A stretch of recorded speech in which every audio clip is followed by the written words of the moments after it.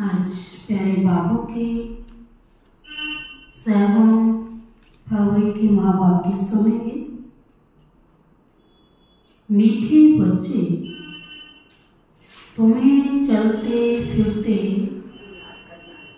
याद में रहने का अभ्यास करना है।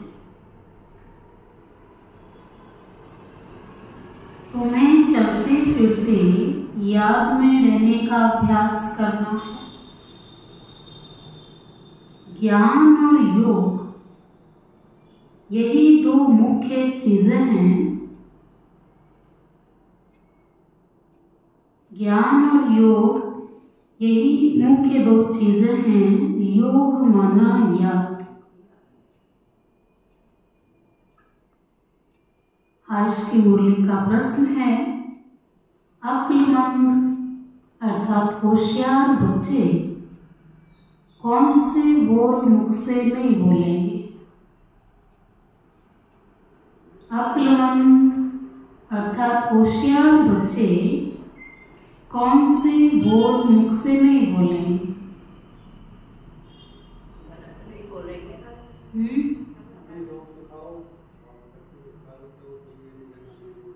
योग सिखाओ, क्योंकि योग तो अंदर की लगन है, अंदर का प्रेम है। वो तो कोई सिखाए, कैसे सिखाएगा। हमें तो बस इतना कह सकता है, परम धाम में बाबा रहता है, आपको जो शक्ति चाहिए उस अवस्था में बैठ जाओ। लेकिन शक्ति तो तभी मिलेगी जब हमारी स्थिति वैसी होगी। तो बाबा ने कहा हमें योग सिखलाओ, ये बोल अक्लमंद बच्चे नहीं बोलेंगे। बाप को याद करना सीखना होता है क्या? ये पाठशाला है पढ़ाने के लिए। बाबा कहते तो ऑटोमेटिक प्यार होता है बच्चे का बाप के साथ। ऐसे में याद करने के लिए कोई खास बैठना है। तुम्हें कर्म करते बाप को याद करने का अभ्यास करना है। बाबा कहता है ऐसे भी नहीं कि खास बैठना है। ओम शांति। अब रूहानी बाप रूहानी बच्चों को समझाते हैं। बच्चे जानते हैं रूहानी बाप इस रथ द्वारा हमको समझा रहे हैं। अब जबकि बच्चे हैं तो बाप को व किसी बहन भाई को कहना कि मुझे बाबा को याद करना सिखलाओ, बाबा कहता फिर ये रॉन्ग हो जाता है। तुम कोई छोटी बच्चियां तो नहीं हो ना। क्या कह रहा बाबा, हम इतने छोटे बच्चे तो नहीं है जिससे ये नहीं पता है कि पापा कौन है, मम्मी कौन है। तो बाबा कहता इतनी नॉलेज तो है ना कि वो मेरा पिता है। ये तो जानते हो कि मुख है रूप। बाबा ने कहा ये तो जान गए कि मुख्य सारा खेल आत्मा का ही है और आत्मा का सीधा कनेक्शन परमात्मा से है। वह तो अविनाशी है, शरीर है विनाशी, बड़ा तो रूप हुआ। अज्ञान काल में ज्ञान किसको नहीं रहता कि हम आत्मा हैं, शरीर द्वारा बोलते हैं। देवमान में आकर ही बोलते हैं मैं यह करता हूं। अभी तुम देही अभिमानी बने हो, जानते हो आत्मा कहती है मैं शरीर द्वारा बोलती हूँ, कर्म करती हूँ। आत्मा मेल है। बाप समझाते हैं ये बोल बहुत करके सुने जाते हैं। कहते हैं हमको योग में बिठाओ। तो आज की विशेष मुरली इसी पर कि बाबा ने कहा जो अक्लमंद बच्चे, अक्लमंद कोई ऐसा नहीं कि बहुत ज्ञानी हो। बाबा की याद के लिए बहुत ज्ञान की आवश्यकता ही नहीं, बहुत प्यार की आवश्यकता है। क्योंकि प्यार है तो ज्ञान आप ही समझ में आ जाएगा और योग भी लगा ही रहेगा। सामने एक बैठते हैं इस ख्याल से कि हम भी बाबा की याद में बैठे, ये भी बैठे। अब पाठशाला कोई इसके लिए नहीं है।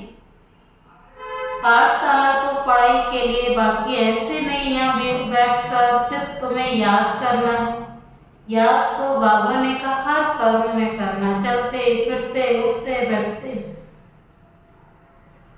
बाप ने तो समझाया चलते फिरते उठते बैठते बाप को याद करो, क्योंकि कई बार ऐसा होता है कि बैठने का टाइम नहीं मिल पाता है और बाबा कहता वही घड़ी हमारी लास्ट घड़ी होता तो सारी प्रैक्टिस फेल हो जाएगी। इसलिए खास बैठने की भी दरकार नहीं है। जैसे कोई कहते हैं राम राम कहो, क्या बिगर राम राम कहे याद नहीं कर सकते? कि बाबा पूछता है कि बाहर से आवाज ना हो और अंदर में उसकी याद हो, ऐसा हो सकता है? कि बाबा कहते बच्चे सिखला सकते हैं, क्योंकि बाबा ने यही सिखाया हुआ है। याद तो चलते फिरते भी कर सकते हैं, तुमको तो कर्म करते बाप को याद करना है। आशिक मासूक कोई खास बैठकर एक दो को याद नहीं करते हैं, काम काज धंधा आदि सब करना है। सब कुछ करते अपने मासूक को याद करते रहो। ऐसे नहीं उनको याद करने के लिए खास कहाँ जाकर बैठना है। तुम बच्चे गीत व कविताएं आदि सुनाते हो तो बाबा कह देते हैं ये भक्ति मार्ग के हैं। कहते भी हैं शांति देवा, सो तो परमात्मा को ही याद करते हैं। शांति का सागर, शांति देने वाला, सदा का शांति दाता तो एक ही है, ना कि श्री कृष्ण को। ड्रामा अनुसार आत्मा अशांत हो पड़ी है तो बाप को पुकारती है, क्योंकि शांति सुख और ज्ञान का सागर बाप है। ज्ञान और योग बाबा की आज की मुरली से ज्ञान और योग दो मुख्य चीजें हैं। योग माना याद, उन्हों का हठ योग बिल्कुल ही अलग है। तुम्हारा तो राजयोग है, बाप को सिर्फ याद करना है। बाप द्वारा तुम बाप को जानने से सृष्टि के आदि मध्य अंत को जान गए हो। तुमको सबसे बड़ी खुशी है कि हमको भगवान पढ़ाते हैं। बाबा कहते ये कॉमन बात नहीं है कि सारी दुनिया में सबको थोड़ी भगवान पढ़ाता है, हमको पढ़ाता है। तुमको सबसे बड़ी खुशी तो यह है कि हमको भगवान पढ़ाते हैं। भगवान का भी पहले पूरा परिचय होना चाहिए। उनको परमात्मा ऐसा तो कभी नहीं जाना कि जैसे आत्मा स्टार है वैसे भगवान भी स्टार है, क्योंकि स्वयं कोई नहीं जानते कि हम एक स्टार। तो बाबा कहता है भगवान को कैसे समझेंगे कि वो भी स्टार है। वह भी आत्मा है, परंतु उनको परमात्मा अर्थात सुप्रीम सोल कहा जाता है। वह कभी पुनर्जन्म तो लेते नहीं, ऐसे नहीं कि वह जन्म मरण में आते हैं, नहीं, पुनर्जन्म नहीं लेते, खुद आकर समझाते हैं मैं कैसे आता हूँ। त्रिमूर्ति का गायन भी भारत में है। ब्रह्मा विष्णु शंकर का भी चित्र दिखाते हैं, सिर्फ परमात्मा नमः कहते हैं। उस ऊंच से ऊंच बाप को भूल गए, सिर्फ त्रिमूर्ति का चित्र दे दिया। ऊपर में शिव तो जरूर होना चाहिए, जिससे कि ये समझें कि इनका रचयिता शिव है। रचना से कभी वर्षा मिल नहीं सकता, तुम जानते हो। ब्रह्मा से भी कुछ भी वर्षा नहीं मिलता। अब बाबा कहता है सृष्टि की वो महान आत्मा है जिस इस महान आत्मा के बगैर परमात्मा भी इस धरती पर अपने दिव्य अलौकिक कर्म नहीं कर सकता, उससे भी वर्षा नहीं मिल सकता है, तो बाकी तो सब उससे नीचे की कैटेगरी की आत्माएं हैं। विष्णु को तो हीरे जवाहरों का ताज है ना, शिव बाबा द्वारा फिर पैनी से पांडु बने, कौड़ी से हीरा बने। शिव का चित्र न होने से सारा खंडन हो जाता है। किस जगह शिव बाबा का चित्र नहीं है? त्रिमूर्ति में। ऊंच से ऊंच है परम पिता परमात्मा, उनकी रचना है। अभी तुम बच्चों को बाप से स्वर्ग का वर्षा मिलता है 21 जन्मों के लिए, बल कहाँ फिर भी समझते हैं लौकिक बाप से वर्षा मिला। वहाँ ये पता नहीं कि ये बेहद के बाप से पाई हुई प्रारब्ध है, यह हद के बाप से पाई हुई प्रारब्ध है। यह तुमको अभी पता है कि वहाँ जो भी मिलता है कोई लौकिक बाप की संपत्ति नहीं होती है। 21 जन्म तो बेहद के बाप की दी हुई संपत्ति है। अभी की कमाई व 21 जन्म चलती है, मैं ये मालूम नहीं रहता, इस ज्ञान का बिल्कुल पता ही नहीं रहता। कितना हम धनवान बने, सबको एक समान सुख मिला हुआ है, किसी के अंदर मतभेद नहीं, किसी के अंदर ऐसी भावना नहीं हम हमारे पास पद कम क्यों, है ना। तो बाबा कहता है ये जो पद मिला वो परमात्मा ने दिया है। किसी लौकिक माँ बाप की कमाई वहां नहीं चलती है, वो पारलौकिक माँ बाप की कमाई यहाँ की प्रारब्ध है। इस ज्ञान का बिल्कुल पता नहीं रहता। ये ज्ञान न देवताओं में है और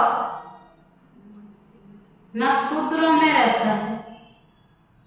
ये ज्ञान है ही तुम ब्राह्मणों में, ये रूहानी ज्ञान है। स्पिरिचुअल का अर्थ भी नहीं जानते। डॉक्टर ऑफ फिलोसॉफी कहते हैं, अब आप कहते हैं doctor of philosophy, doctor of spiritual knowledge एक बाप भी है। बाबा ने कहा सबसे बड़ी जो आध्यात्म की बात है बाबा सुनाता है, उससे बड़ी बात कोई नहीं सुना सकता। चाहे किसी के पास कितनी बड़ी बड़ी डिग्री है, किसी में मास्टरी कर रखी है, लेकिन बाबा ने कहा जो स्पिरिचुअल और मास्टर है वो एक ही है, सर्वशक्तिमान। डॉक्टर ऑफ स्पिरिचुअल नॉलेज एक बाप के ही पास है। बाप को सर्जन भी कहा जाता है। साधु सन्यासी आदि कोई सर्जन थोड़े है। बाबा को इसलिए कौन सा टाइटल दिया? Doctor of spiritual knowledge. तो बाबा ने कहा देखो बेहद शास्त्र आदि पढ़ने वालों को डॉक्टर थोड़े कहेंगे, बड़ा टाइटल भी दे देते हैं, परंतु वास्तव में रूहानी सर्जन एक बाप है। जो रूह को इंजेक्शन लगाते हैं वह भक्ति, उनको कहना चाहिए डॉक्टर ऑफ भक्ति। बाबा कहता है भक्ति के सर्जन है, अथवा शास्त्रों का ज्ञान देते हैं। और बाबा स्पिरिचुअल नॉलेज देता है। उनसे फायदा कुछ भी नहीं होता, नीचे ही गिरते आते हैं, तो उनको डॉक्टर कैसे कहेंगे? बाबा कहता है उनकी डॉक्टरी, उनका इलाज, बीमारी उससे बढ़ती जा रही, कम नहीं हो रही, तो डॉक्टर कैसे कहेंगे? उस ज्ञान से, उस भक्ति से आप कहते और ही नीचे गिरते आते हैं, तो उनको डॉक्टर कैसे कहेंगे? डॉक्टर तो फायदा पहुंचाते हैं ना। यह तो बाप है अविनाशी ज्ञान सर्जन। योग बल से तुम एवर हेल्दी बनते हो, यह तो तुम बच्चे जानते हो, बाहर वाले क्या जाने। उनको अविनाशी सर्जन कहा जाता है। आत्माओं में जो विकारों की खाद पड़ी है उसे निकालना, पतित को पावन बनाकर सदगति देना, यह बाप में शक्ति है। बाबा कहता है ये पावर किसी के पास नहीं। जो सारे मनुष्य मात्र की आत्माओं के अंदर तम प्रधानता की, विकारों की जो खाद पड़ी है, बाबा कहता है उसको निकालना, पति से पवन बनाना, ये सामर्थ्य एक बाप के पास है। यह बाप में शक्ति है। ऑलमाइटी पतित पावन एक फादर है। ऑलमाइटी कोई मनुष्य को नहीं कह सकते। ऑलमाइटी अर्थात सर्वशक्तिमान। तो बाप कौन सी शक्ति दिखाते हैं जो उसको ऑलमाइटी कहा? कौन सी शक्ति दिखाता है बाबा? पति से पावन बनाना, संसार की सर्व मनुष्य आत्माओं को सद्गति देना, जो किसके पास ये पावर नहीं है। सर्व को अपनी शक्ति से सद्गति दे देते हैं, उनको कहेंगे डॉक्टर ऑफ स्पिरिचुअल नॉलेज।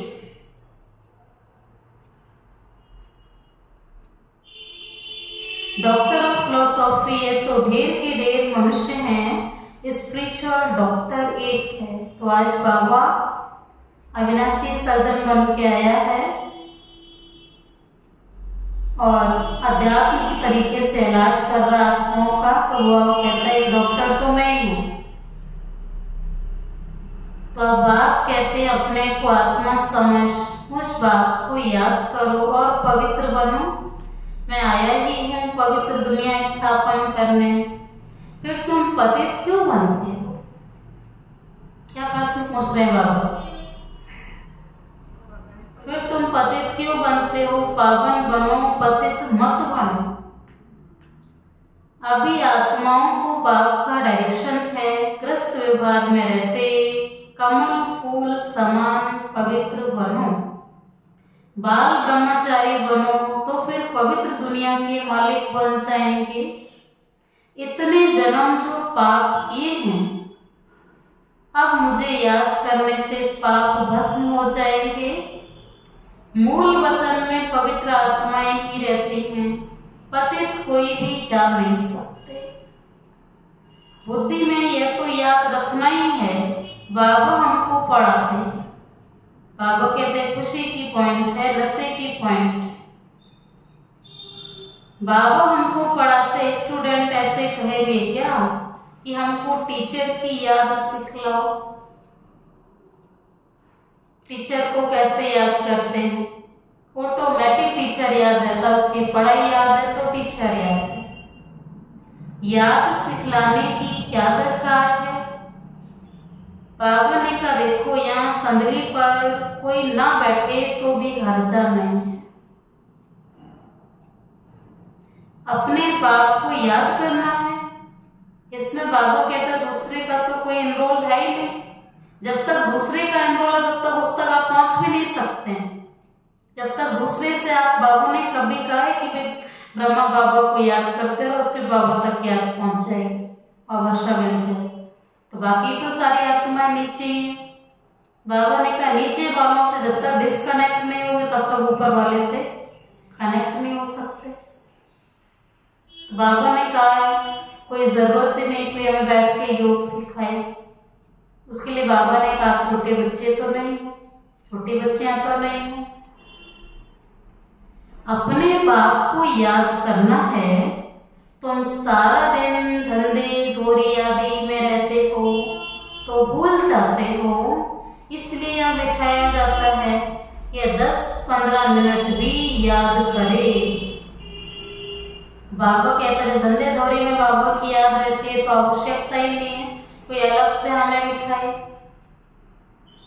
तुम बच्चों को तो काम काज करते याद में रहने की आदत डालनी है।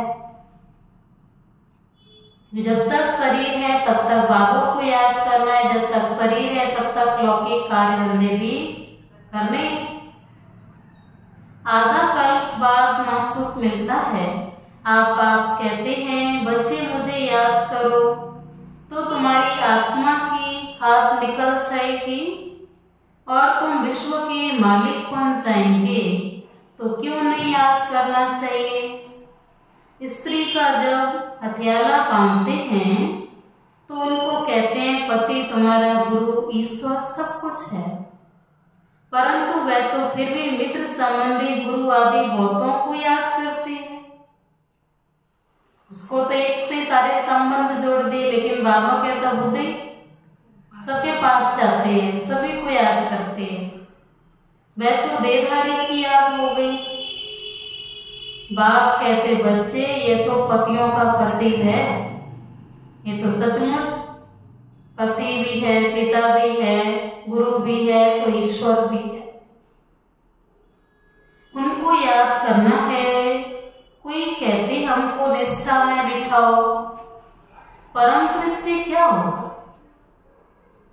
10 मिनट यहाँ बैठते हैं तो भी ऐसे मत समझो कि कोई एकरस हो बैठते।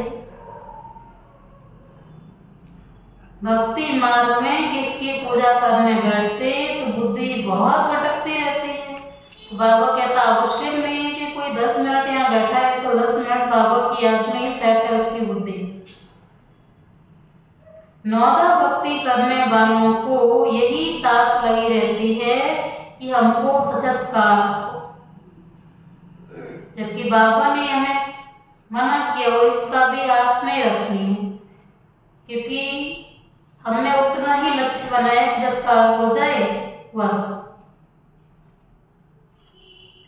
वह आस लगाकर बैठे रहते हैं, एक की लगन में लवलीन हो जाते हैं, तब सचत्कार होता है।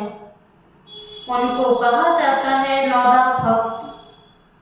अब वह भक्ति ऐसी है जैसे आशिक और माशूक, खाते पीते बुद्धि में याद रहती है, उनमें विकार की बात नहीं होती। शरीर पर प्यार हो जाता है, एक दो को देखने बिगड़ रह नहीं सकते। अब तुम बच्चों को बाबा ने समझाया है, मुझे याद करने से तुम्हारे विकार विनाश होंगे। कैसे तुमने 84 जन्म लिए हैं, बीज को याद करने से सारा झाड़ याद आ जाता है।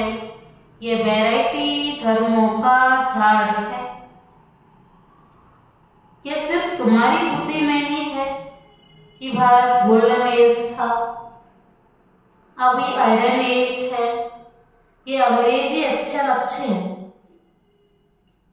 इनका अर्थ निकलता अच्छा निकलता है। आत्मा सच्चा सोना होती है, फिर उसमें खाद पड़ती है, अभी बिल्कुल झूठी होगी।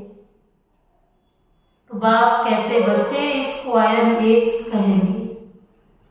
आत्माएं आयरन एज होने से जेवर भी आयरन एज हो गया, अर्थात शरीर भी वैसा बन गया, शरीर के हिसाब किताब भी वैसे बन गए। जैसे जैसे आत्मा वैसा शरीर का हिसाब किताब, आत्मा सोने जैसे तो शरीर सोने जैसा, आत्मा लोहे जैसे बन गई, कर्म कांड भी वैसे ही बन गए। अभी बाप कहते हैं मैं पतित पावन हूँ, मानिकम याद करो, तुम मुझे बुलाते हो, हे पतित पावन आओ। मैं कल कल पाकर तुम बच्चों को युक्ति बतलाता हूँ। मन मना भाव, मध्य जीवी भाव, अर्थात स्वर्ग के मालिक बनो। अंदर की यात्रा बाबा कहता हर सेकंड चालू रहे। मैं आत्मा हूँ, परमात्मा का बच्चा हूँ, उसके नजदीक हूँ। बाबा कहता हर घड़ी इस यात्रा पर रहेंगे। तो दूसरा है मध्य जीवी भाव, अर्थात स्वर्ग के मालिक बन जाएंगे। कोई कहते हैं हमको योग में बहुत मजा आता है, ज्ञान में इतना मजा नहीं है, बस योग करके भागेंगे। अभी तक बाबा ने योग के बारे में सुना है। अब बाबा कहता देखो कई कहते हैं हमको योग में बहुत मजा आता है, ज्ञान में इतना मजा नहीं, बस योग करके भागेंगे, योग ही अच्छा लगता है। कहते हमको तो शांति चाहिए। अच्छा बाप को तो कहाँ भी बैठे याद करो, फिर याद करते करते तुम शांति धाम में चले जाएंगे। इसमें योग सिखलाने की बात ही नहीं, लेकिन यथार्थ योग ज्ञान के बगैर हो नहीं सकता। हो सकता है क्योंकि रोज की परिस्थितियां अलग अलग होती हैं और उसके लिए एक तरीके का योग नहीं चलता है। मैं आत्मा हूँ बाबा कहता है जैसी सिचुएशन में वैसी स्थिति अपनी बनानी होती है, वैसी सीट पर सेट होना होता है। कहाँ शक्ति की जरूरत है तो शक्ति रूप धारण करना होता है, कहाँ सहनशीलता की जरूरत है वो रूप धारण करना होता है। तो हमारा योग सिर्फ योग नहीं है, ज्ञान युक्त योग है। इसमें योग सिखलाने की तो कोई बात ही नहीं है। बाबों को याद करना ऐसे बहुत है। कैसे?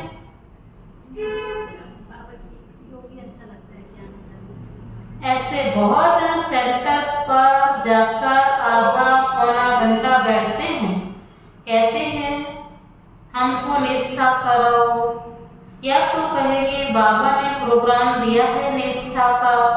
यहाँ बाबा कहते हैं चलते फिरते याद में रखो। ना से तो बैठना अच्छा है। वैसे तो बाबा कहता पूरा दिन बुद्धि नहीं लगती, चलो nothing is better than something. पूरा दिन बुद्धि में याद ही नहीं रहता, सारा कार्य धंधा कर लेते तो बाद में याद आता चल थोड़ी देर बाबा की याद में बैठ जाते। ना से तो बैठना अच्छा है, बाबा मना नहीं करते, लेकिन जो याद की यात्रा है वो तो हर सेकंड की। जो बाबा ने कहा पूरा संगम युग जब तक जीना है तब तक याद करना। जिसके लिए बाबा कहता है एक सेकंड भी याद के बगैर नहीं जाए। जो सारा खेल एक सेकंड का ही होता, पेपर भी लास्ट एक सेकंड का है। बाबा मना नहीं करते, भल सारी रात बैठो, आधा घंटा क्या, बाबा कहता सारी रात बैठो,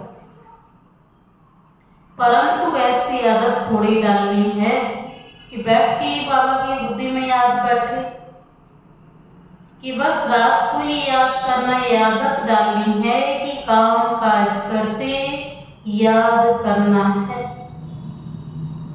इसमें बड़ी मेहनत है, बुद्धि घड़ी घड़ी और तरफ भाग जाती है। भक्ति मार्ग में भी बुद्धि भाग जाती है, फिर अपने को चुटकी काटते हैं। सच्चे भक्त जो होते हैं उनकी बात करते हैं बाबा। बाबा कहते चुटकी काटना, पुरुषार्थ करना ये सब थोड़ी करते हैं। ये भी सच्चे भक्त हैं जिनको हर घड़ी ताक लगी रहती है कैसे भी हमारा पुरुषार्थ गड़बड़ ना हो जाए। भक्ति कर रहे तो भक्ति में ही बुद्धि रहे। सच्चे भक्त जो होते हैं उनकी बात करते हैं। तो यहाँ भी अपने साथ ऐसी ऐसी बातें करनी चाहिए। बाबा को क्यों नहीं याद किया? याद नहीं करेंगे तो विश्व का मालिक कैसे बनेंगे? आशिक नासिक तो नाम रूप में फंसे रहते हैं। यहाँ तो तुम बच्चों को आत्मा समझ बाप को याद करते रहो। हम आत्मा इस शरीर से अलग हैं। शरीर में आने से कर्म करना होता है। बहुत ऐसे भी हैं, आज की मूल्य में एक ही पॉइंट बाबा बार बार कह रहे हैं जिनके अंदर ऐसा रहता है कि हमें कोई योग करे।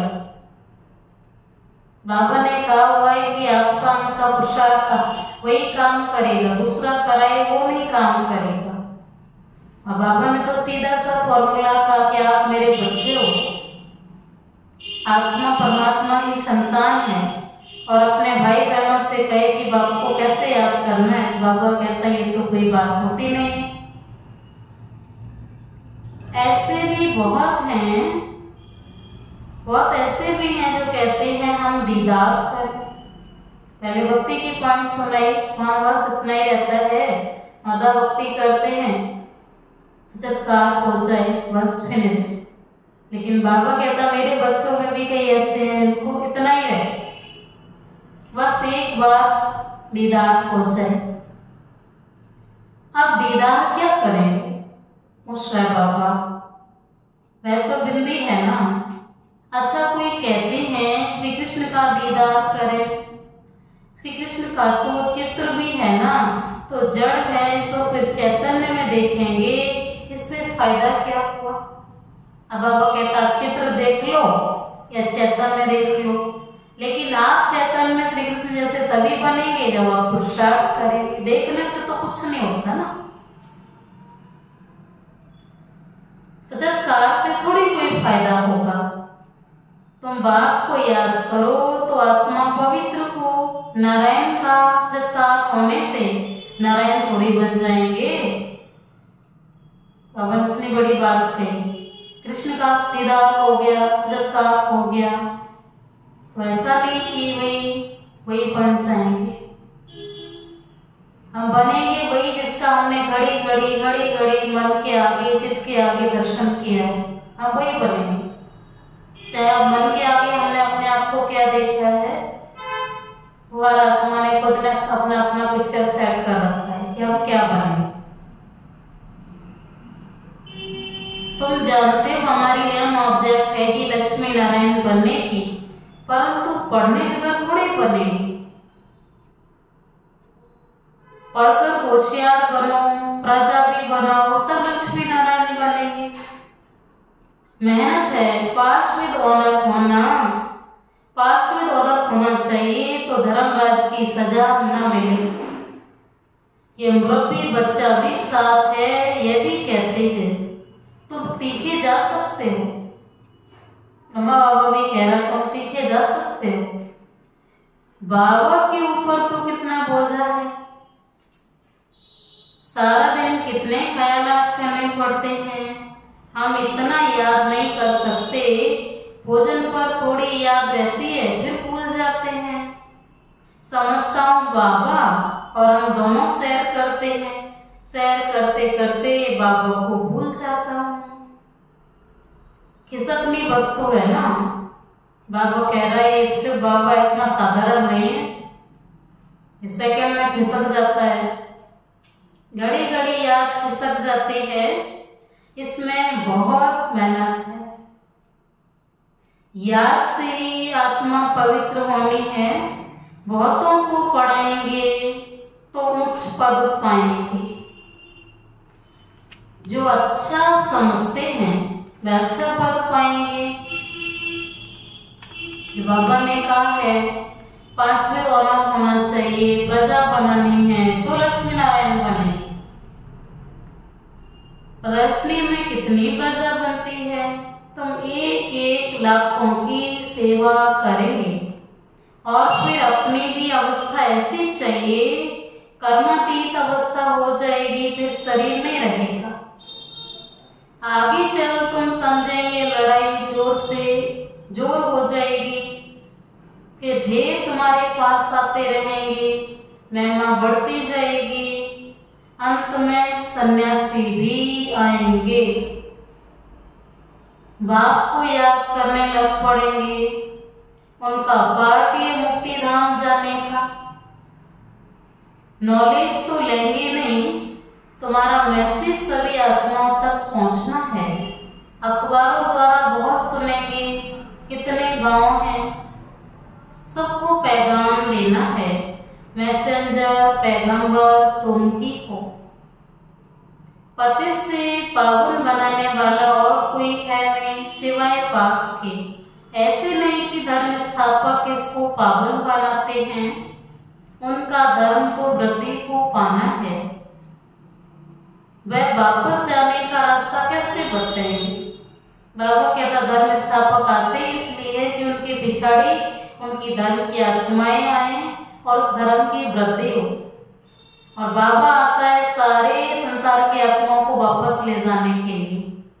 वो कोई धर्म की वृद्धि करने के लिए नहीं आता है, धर्म पिताएं धर्म की वृद्धि करने के लिए आते हैं, क्योंकि उनकी धर्म की आत्मा उनके पिछाड़ी आ गई है। जबकि बाबा आता है तो सारी संसार की आत्माओं को ले जाता है और देवी देवता धर्म की आत्माओं को नीचे भेज देता है। सर्व का गति दाता तो एक है, तुम बच्चों को अब पवित्र जरूर बनना है। बहुत है जो पवित्र नहीं रहते हैं, काम मान शत्रु है ना। अच्छे अच्छे बच्चे गिर पड़ते हैं, कुदृष्टि भी काम का ही अंश है। ये बड़ा शैतान है। बाप कहते हैं इस पर जीत पहनो, तो जगत जीत बनेंगे। अच्छा मीठे मीठे सिक्की लधे बच्चों प्रति माता पिता बाप दादा का याद प्यार और गुड मॉर्निंग। रूहानी बाप की रूहानी बच्चों को नमस्ते। हम रूहानी बच्चों की रूहानी माता पिता बाप दादा को याद प्यार गुड मॉर्निंग और नमस्ते नमस्ते नमस्ते। शुक्रिया बाबा, शुक्रिया बाबा, शुक्रिया। क्या सुना इसके मुरली से रिवाइज करेंगे? याद करना है। एक बार किसने सुनाई? एक एक पॉइंट सुनाएंगे सब। चलते फिरते बाबा की याद में रहना है। काम धंधा करते हुए बाबा को याद करना है।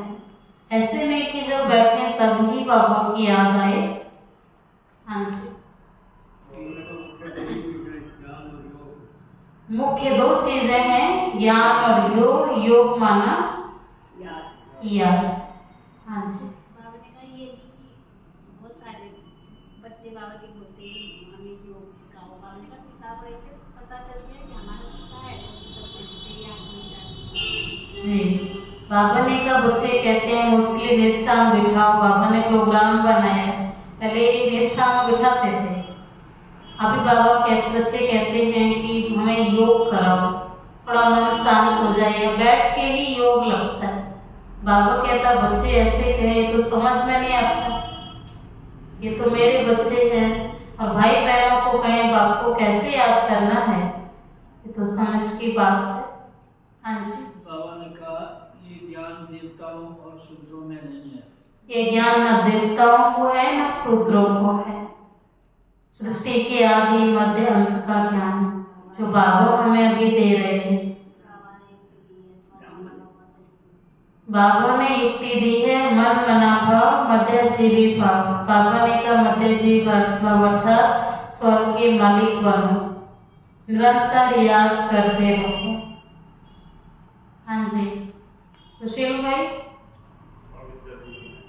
पवित्र जरूर बनना है। आज प्यारे बाप दादा ने मुरली के साथ में कहा काम काज करते याद में रहने की आदत डालनी है।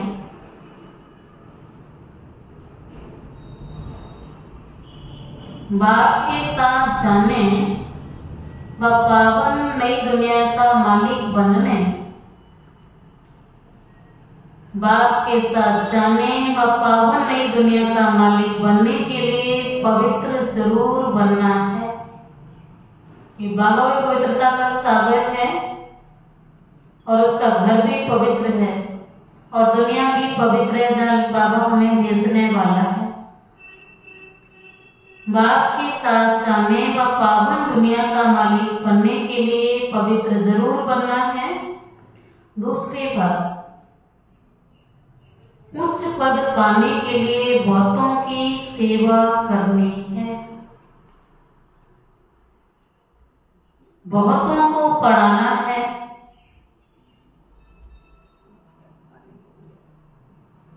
मैसेंजर बन, ये मैसेज सभी तक पहुंचाना है। बाबा ने कहा तुम्हारा मैसेज सभी तक पहुंचना है। अंत में साधु सन्यासी भी आएंगे, बाबा का परिचय लेंगे क्योंकि उनका पाठ है मुक्ति धाम जाने का। तो मुक्तिदाता आया है, सबको ले जाएगा। उससे पहले बाबा ने हमें सेवा दी हुई है कि सबको बाबा का मैसेज दो। आज प्यारे बाबा का वरदान है इसने की गोद में आंतरिक सुख व सर्व शक्तियों का अनुभव करने वाले यथार्थ पुरुषार्थी भाव। इसने की गोद में आंतरिक सुख व सर्व शक्तियों का अनुभव करने वाले यथार्थ पुरुषार्थी भाव। मर जाएंगे। कौन सी गोद में? कौन सी गोद में? स्नेह की, बाबा के प्यार की, बाबा के स्नेह की गोद में किस चीज का अनुभव कर रहे हैं? आंतरिक सुख, आंतरिक आत्मिक सुख है और सर्व शक्तियों का अनुभव करना है। तो बाबा कहता है ये क्या है? यथार्थ पुरुषार्थ है। जो यथार्थ पुरुषार्थी हैं वे कभी मेहनत व थकावट का अनुभव नहीं करते, सदा मोहब्बत में मस्त रहते हैं। वे संकल्प से भी सरेंडर होने के कारण अनुभव करते हैं कि हमें बाप दादा चला रहे हैं। मेहनत के पांव से नहीं चलते, लेकिन स्नेह की गोदी में चल रहे हैं। स्नेह की गोद में सर्व प्राप्तियों की अनुभूति होने के कारण वह चलते नहीं, लेकिन सदा खुशी में, आंतरिक सुख में, सर्व शक्तियों के अनुभव में उड़ते रहते हैं। तो बाबा ने आज हमें कहा बाबा की स्नेह की गोद में ही रहो, इसमें आंतरिक सुख और सर्व शक्तियों का अनुभव समाया हुआ है। आज प्यारे बाबा ने स्लोगन दिया, निश्चय रूपी फाउंडेशन पक्का है तो शेष जीवन का अनुभव स्वतः होता है। निश्चय रूपी फाउंडेशन पक्का है तो शेष जीवन का अनुभव स्वतः होता है। आज का व्यक्ति सारा है अनेकता में एकता। तो प्रैक्टिकल में अनेक देश, अनेक भाषाएं, अनेक रूप रंग, लेकिन अनेकता में भी सबके दिल में एकता है ना। बाबा के घर में कितने देशों की आत्माएं आती हैं, अनेक रूप रंग हैं, अनेक भाषाएं हैं, अलग अलग कल्चर है, फिर भी अनेकता में भी सबके दिल में एकता है ना, क्योंकि दिल में एक बाप है। एक श्रीमत पर चलने वाले को अनेक भाषाओं में होते हुए भी मन का गीत है, मन की भाषा एक है। मन की भाषा एक है ना। मेरा तो एक शिव बाबा, दूसरा न कोई। कल के बाबा ने कहा एक व्रता, एक बल, एक भरोसा। ओम शांति।